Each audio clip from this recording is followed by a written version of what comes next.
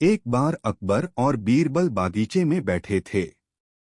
अचानक अकबर ने बीरबल से पूछा कि क्या तुम किसी ऐसे इंसान को खोज सकते हो जिसमें अलग अलग बोली बोलने की खूबी हो।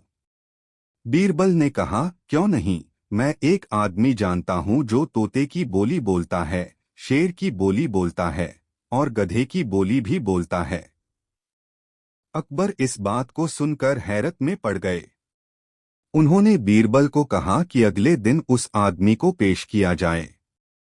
बीरबल उस आदमी को अगले दिन सुबह दरबार में ले गए और उसे एक छोटी बोतल शराब पिला दी। अब हल्के नशे की हालत में शराबी अकबर बादशाह के आगे खड़ा था।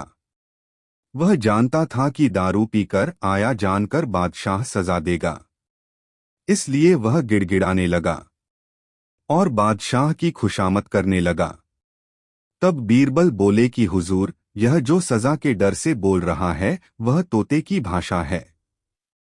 उसके बाद बीरबल ने वहीं उस आदमी को एक और शराब की बोतल पिला दी। अब वह आदमी पूरी तरह नशे में था। वह अकबर बादशाह के सामने सीना तान कर खड़ा हो गया।